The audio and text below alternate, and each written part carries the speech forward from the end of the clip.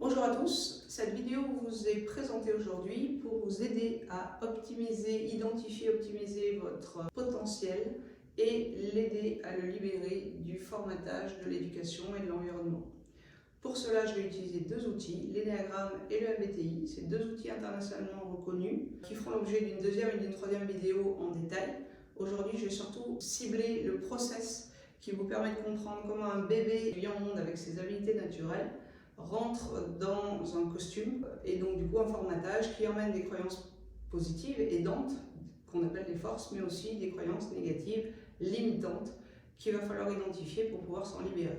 Donc du coup, je vais vous raconter cette histoire tout en faisant un schéma, un dessin qui va vous permettre de suivre l'évolution de ce bébé qui arrive dans un costume et l'objectif étant de s'en libérer bien sûr.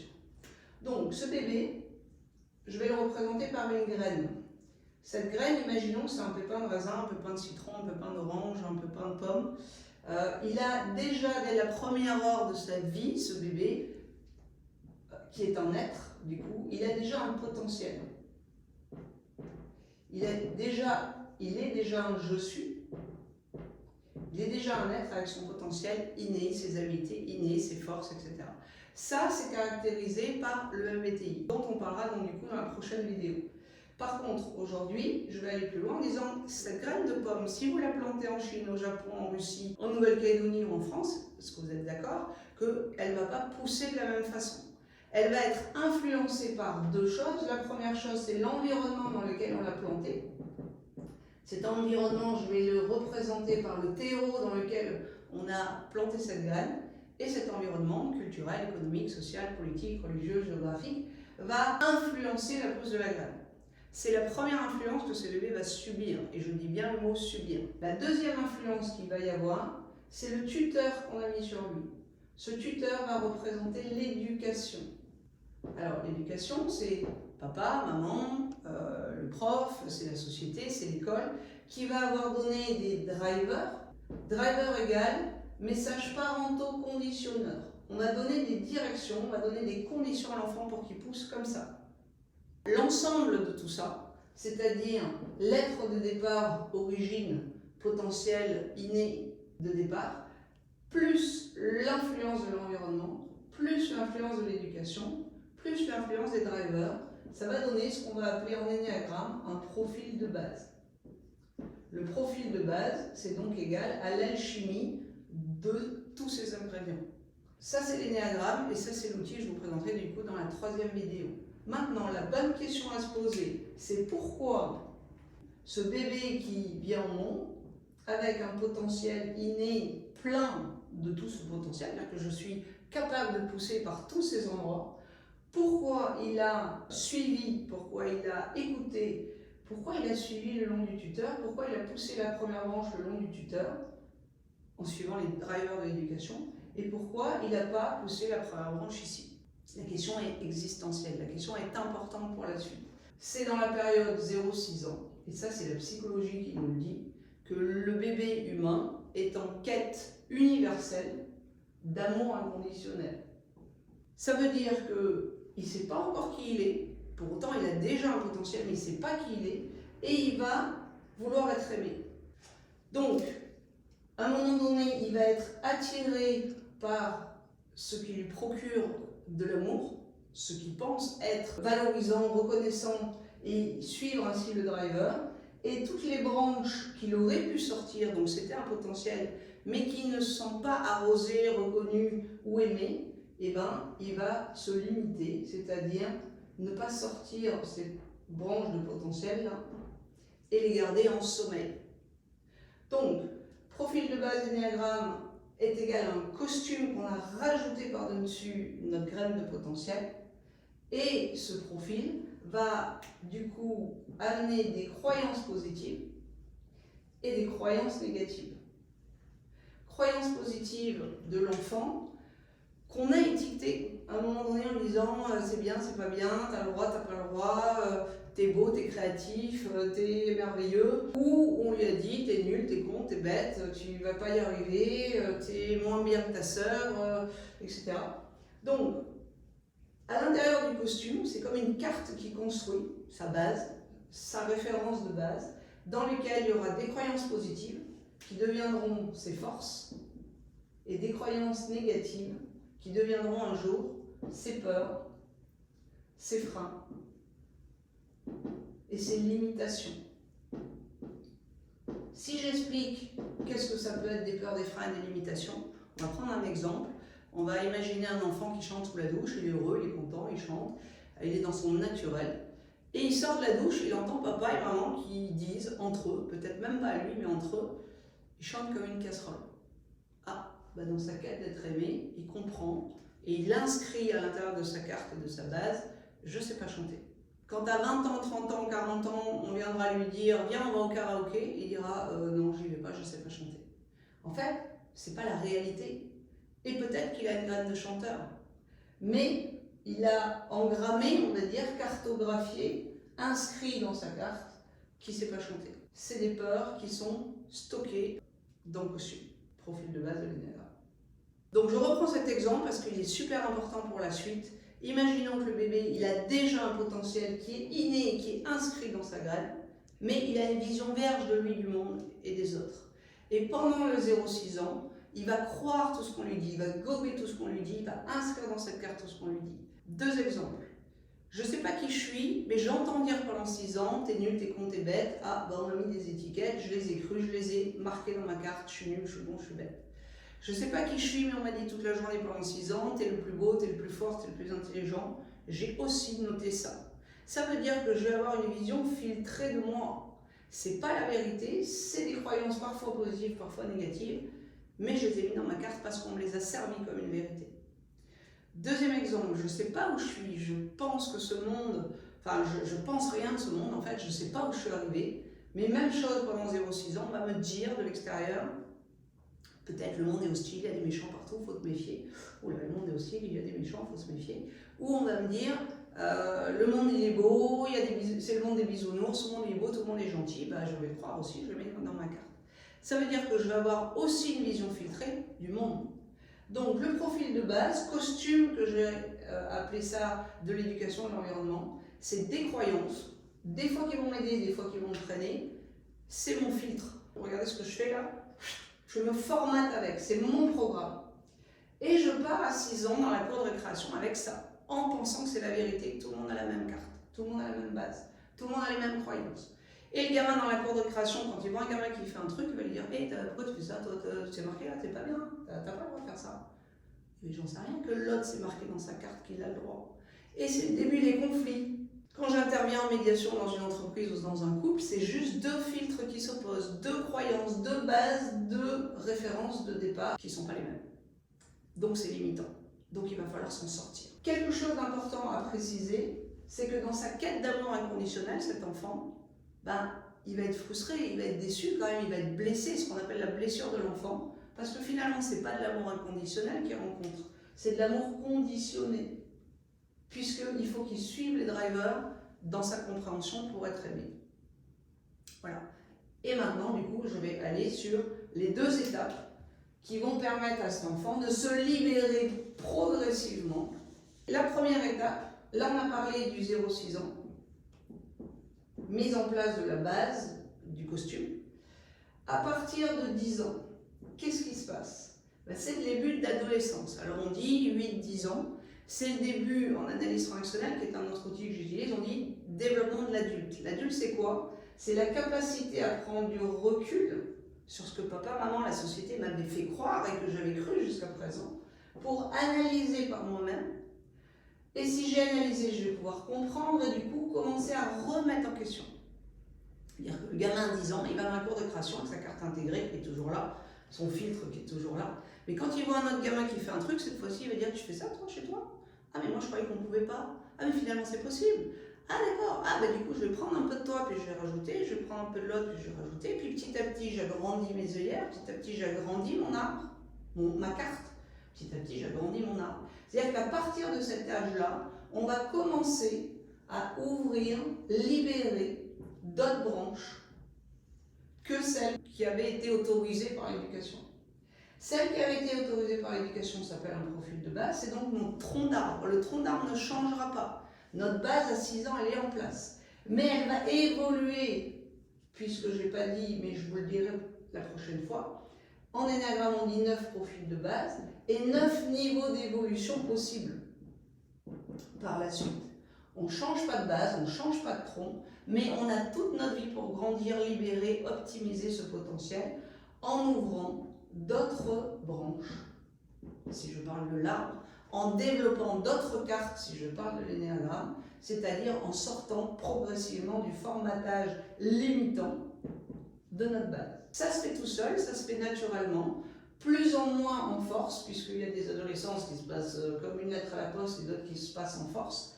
Mais à partir de ce âge-là, potentiellement, on est capable d'élargir ce potentiel et d'ouvrir d'autres branches.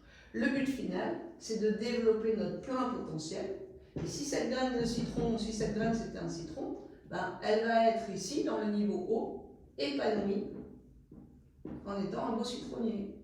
Une graine de pomme, un beau pommier. Donc épanoui, donc qui je suis, le je suis de départ, qui va être ici, en réalisation de soi, en optimisation de son potentiel. Mais il y a eu donc une première étape idéale, naturelle, plus ou moins difficile pour autant, de l'adolescence. C'est la première étape, et à partir de cette étape, c'est comme si on a une échelle à 9 barreaux, où ici on va développer, ici on va être dans les niveaux qu'on va appeler pathologiques, qu'on appelle aussi compulsifs. Ici on va être dans les niveaux intermédiaires qu'on va appeler sains, c'est-à-dire que je ne suis plus en pathologie, mais je ne suis pas encore épanoui, mais je vais bien. Et ici on va être dans les niveaux épanouis, où je suis au meilleur de ce que je pouvais faire et être en adéquation entre l'être et le faire. Et ça peut prendre toute une vie. On va avoir une deuxième étape après l'adolescence, celle qui arrive à peu près quand on est par là, qu'on appelle la crise de la quarantaine. Donc on appelle la crise de l'adolescence, en fait c'est pas une crise obligatoire, c'est une prise de conscience qui permet de grandir. Quand on réalise que finalement on n'est pas obligé de suivre toujours les drivers de papa, maman et qu'on peut faire autrement. Et la crise de la quarantaine qui n'est pas obligée d'être une crise non plus, qui est toujours une prise de conscience, qui quand on arrive ici, alors on peut la faire à 30 ou à 50, peu importe l'âge, c'est quand on arrive à ce niveau-là, dans ce niveau-là, on arrive ici, dans une autre limitation, qui est le toit, TOIT, donc le toit, de notre politique Ali collectivement correcte. Ça veut dire que c'est le toit de ce que notre éducation, notre environnement nous ont permis d'aller. Si je rencontre des gens en coaching qui sont dans cette étape-là, et qui viennent me voir pour ça, ils vont me dire j'ai envie de ça, j'ai envie de ça, j'ai envie de faire le tour du monde, changer de pays, changer de couple, changer de boulot. Je ne sais pas ce qui m'arrive. C'est ce qu'ils vont me dire. Et je vais leur dire je peux t'expliquer ce qui t'arrive, c'est que ta graine à un moment donné, elle vieillit, elle se rapproche en vieillissant d'une issue, issue égale fin de vie. Un jour ou l'autre, on est tous égaux, on va retourner dans la terre. Et cette graine, elle veut s'épanouir avant de mourir. C'est-à-dire notre être, il n'est pas venu pour autre chose que s'épanouir. Donc cette petite voix intérieure qui peut-être se faisait en sourdine va être de plus en plus forte. Et si elle se rend compte qu'on n'est pas bien épanoui dans ce couple, ou dans ce pays, ou dans ce boulot et qu'on est en train de faner, elle va nous donner l'information de plus en plus forte, on ne pourra plus l'ignorer, qu'il va falloir bouger, changer.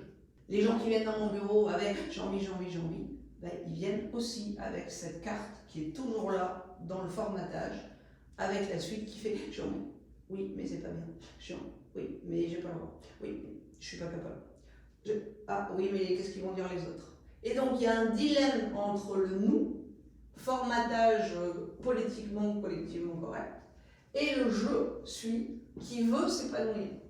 Et bien la crise de la quarantaine, c'est quelque part une dualité entre le nous et le je. À ce moment-là, possibilité, soit j'écoute mon je et je m'aligne dans qui je suis et je libère encore des peurs, des freins, des limitations du collectif pour aller vers et naviguer vers cet épanouissement, libération de mon potentiel. Soit il y a aussi des gens qui vont me dire ah non ça va, trop de peur, trop de freins, trop de limitations, là je ne bouge plus, mais regarde c'est déjà pas mal. J'ai une maison, une voiture, j'ai la santé, je gagne bien ma vie, j'ai les enfants, je reste là. Moi je suis là aussi pour vous dire que rester là c'est pas possible. Parce que dans la nature, l'immobilisme ça n'existe pas. Donc si je ne me donne pas les moyens de fleurir, eh ben, je vais faner. Et qu'est-ce qui se passe après la quarantaine si on ne se donne pas les moyens de pédaler sur le vélo? Ben, à un moment donné, on tombe. Ça veut dire qu'à un moment donné, on peut retomber jusqu'à ce niveau-là. Et ce niveau-là, c'est le haut du bas, c'est avant la pathologie. Et ça s'appelle somatisation. La somatisation, c'est quoi? C'est l'expression du mal-être par le corps. C'est-à-dire que notre corps, notre être, eh ben, il fane à l'intérieur du costume. Et ça se traduit par des maladies. Ça se traduit par des dépressions, des cancers, etc. Donc c'est un enjeu quand même vital que de comprendre ce processus et de pouvoir s'aligner, cheminer vers « Ok, j'ai un costume, ma base a été mise en place dans mon éducation, je n'ai pas choisi ma base, je vous rassure, il n'y a pas des bons et des mauvais profils. Par contre, toute notre vie pour optimiser ce potentiel et s'appuyer sur les forces de mon profil, mais travailler sur la reformulation ou sur la révision de ces peurs, freins et limitations qui ne sont pas des vérités, qui sont qu'un prisme de un jour papa il a dit ça, maman elle a dit ça, je lui creverai pour toute ma vie. Donc deuxième étape, crise de la quarantaine, où j'ai le choix, je m'épanouis ou je fane. Donc le bilan que je vais vous présenter, enfin le bilan que je propose à mes clients coachés, entreprises ou particuliers, c'est de pouvoir faire un bilan qui va nous donner votre part d'inné, que je vais symboliser par cette greffe, voilà, MBTI, qui va vous donner quel est le costume et les drivers qui ont été mis sur vous et qui ont recouvert et votre personnalité, la persona comme dit Jung, c'est le costume, c'est le masque qu'on a construit et qu'on montre dans la vie de tous les jours. Donc, vous êtes la somme des deux. L'objectif final, c'est de prendre conscience de ça, libérer du costume, que le costume profil énagramme ne reste qu'une force et un support positif, et que cette graine puisse s'épanouir et se réaliser. Si maintenant je reste enfermée avec la seule branche que le costume a laissé passer, le costume profil devient limitant. Et je meurs, quelque part, à petit feu. Ou je meurs effectivement avant la fin, dans le sens où la somatisation, elle va aller de pire en pire, avec des warnings de pire en pire, jusqu'à une non-épanouissement, et du coup, peut-être je mourrai avant ce qui était prévu pour moi. Ce bilan, il est donc fait de 3 outils. L'analyse fonctionnelle, dont je ne vais pas parler aujourd'hui, mais qui sera peut-être l'objet d'une autre vidéo, l'énéagramme et le MBTI. Deuxième vidéo, on parlera du MBTI. Troisième vidéo, on parlera des profils de l'énéagramme. Là, je voulais vraiment expliquer le process qui vous permet de prendre conscience et de travailler vers votre libération, dans lequel je peux vous accompagner. Si vous êtes en Nouvelle-Calédonie, en face à face dans le bureau, moi ou mon collaborateur, puisque j'ai formé quelqu'un pour faire aussi les étudiants, les particuliers et les ados. Moi, je me suis concentrée à l'entreprise, donc en tant que chef d'entreprise, en tant que cadre, en tant qu'agent de maîtrise, quand on a à driver des humains, il faut déjà soi-même être aligné entre ce que vous êtes, ce que vous faites, pour être un bon leader et quelque part un meilleur humain derrière sa casquette de chef. Et si vous n'êtes pas en Calédonie, ça peut se faire en visio. Voilà. En gros, il faut compter 4 heures. Ça, c'est juste pour pouvoir dire la suite possible. Je rajoute une petite chose, c'est justement, puisque ma spécialité ou ma spécificité, je l'ai plutôt axée sur l'entreprise, c'est pourquoi un manager pourrait utiliser ces outils. 2 raisons. La première, imaginons un manager qui ne connaît pas ces outils. Il a 9 employés et il veut les manager comme il aimerait être managé lui. Il communique avec eux comme il aimerait qu'on communique avec lui. Il les motive comme il aimerait qu'on le motive. Ben, une chance sur 9 que ça ne marche pas. Parce que chaque profil a sa quête, a sa motivation, a ses sources de stress. Et plus je connais le profil de l'autre, plus je peux l'amener à s'épanouir dans qui il est et non pas dans ce que je voudrais pour lui. Donc pas retomber dans le piège de ce que papa, maman ils ont voulu pour lui et que le patron il va encore projeter sur lui. Donc ce que je viens de dire, je vais l'illustrer avec un exemple. Imaginons qu'un profil de base, et je répète qu'il n'y a pas des bons et des mauvais profils, il y a juste des quêtes et des motivations fondamentales différentes. Un profil de base soit attiré par le feu, il est doué pour ça, attiré par ça, il est fait pour ça. Qu'est-ce qu'il en fait? En bas, en pathologie, il est pyromane. Il a bien fait quelque chose avec le feu. Il n'a juste pas fait le meilleur de son potentiel, mais il a fait quelque chose avec. Et en haut, de manière épanouie, les pompiers. Ok, on n'a pas choisi notre base, on est co-responsable, mais on n'a pas choisi. Mais il n'y en a pas des bons et des mauvais. Par contre, on est responsable, et là du coup pas victime, co-responsable de qu'est-ce qu'on fait de notre base. Pyromane ou pompier, ça m'appartient. Et si je suis chef d'entreprise, si j'ai des employés pyromanes ou pompiers, ça appartient aussi à sa manière de manager et à sa manière d'avoir accompagné les gens, de les avoir compris et de les avoir coachés quelque part, accompagnés, fait évoluer. Donc ça, c'est la première raison. La deuxième raison qui est fondamentale, qui est aussi liée toujours au bien-être au travail, imaginons que je suis un patron et que je veux du jus. Voilà, mon objectif, mon besoin, c'est d'avoir du jus. Je ne connais pas les fruits, la salade de fruits là, qui sont autour de moi, donc tous ces humains et toute cette ressource, je ne connais pas. Donc je prends le premier qui passe, c'est une banane. Je ne sais pas que c'est une banane, donc je veux du jus, je la presse comme un citron, je lui demande de faire du jus, il ne me fait pas de jus. Et je le dévalorise, et je l'enfonce, et je lui dis t'es nul, t'es con, t'es bête. Et je l'amène petit à petit dans un niveau somatique, si elle n'a pas suffisamment confiance en elle pour partir. Et du coup, elle subit ma dévalorisation. Et la somatisation, mais qu'est-ce que je récolte en tant que patron? Je vais récolter des dépressions, des burn-out, peut-être même à une époque des suicides. Voilà. Donc l'objectif de connaître ces outils, les deux là, c'est je veux du jus, ok, j'ai identifié mon besoin, je connais les ressources en face, je vais laisser passer la banane, la pomme, la cerise et la framboise. Par contre, je vais m'intéresser à l'orange, au citron et à la mandarine, parce que eux, je sais qu'ils sont capables, naturellement, sans effort, de me donner ce que je veux, et il y a donc du coup du gagnant-gagnant. Ils seront épanouis et je vais récupérer le meilleur d'eux-mêmes. Voilà ce que je vends en entreprise, voilà comment un patron, cadre, chef d'entreprise peut aussi utiliser ces outils pour lui, pour être épanoui, mais aussi pour accompagner ses collaborateurs à être épanouis. Et du coup, je me sers de ces outils en recrutement pour les aider, conseiller à aller chercher cette adéquation homme-poste qui est du gagnant-gagnant. Du coup, j'espère avoir été clair pour cette première vidéo. Je reformule donc qu'est-ce qui arrivera derrière. Une prochaine vidéo sur le MBTI, donc Myers-Briggs Type Indicator, qui est un outil de développement personnel et professionnel, internationalement reconnu parce que traduit en 27 langues, qui représente cette graine d'inné, donc vos habilités naturelles sans effort, en fait le vrai vous, cette fameuse graine-là, avec tout le potentiel dedans. Troisième vidéo, celle qui va arriver juste après, qui va décrire l'énéagramme et les 9 costumes, 9 profils de base, les 9 niveaux d'évolution, avec tout le potentiel, c'est-à-dire le chemin qu'on peut trouver dans cet outil pour se libérer de ces croyances limitantes ici, tout en appuyant sur ses forces et développer ce qu'on va appeler en langage d'énéagramme des ailes. Voilà, les deux branches ici, c'est comme des ailes de papillon qui vont permettre de s'envoler. Et les deux branches ici, qu'on va appeler des flèches, pour pouvoir trouver le chemin pour se libérer de notre base. Puisque notre base n'est pas une case. Très souvent, les gens qui ont peur d'être mis dans des cases, je leur dis, l'énéagramme ne vous met pas dans une case, elle vous permet d'identifier la case dans laquelle on a voulu vous mettre, mais l'objectif étant de s'en libérer, encore une fois, en gardant les forces, parce qu'il y a des forces dans chaque profil, mais en travaillant, en identifiant et en travaillant là-dessus. Donc, si c'était clair, si ça vous a donné envie, je vous donne rendez-vous pour les prochaines vidéos MBTI, Énéagramme. Et n'hésitez pas à m'envoyer vos questions. S'il y en a, par email, je réponds toujours, je suis à votre service pour ça.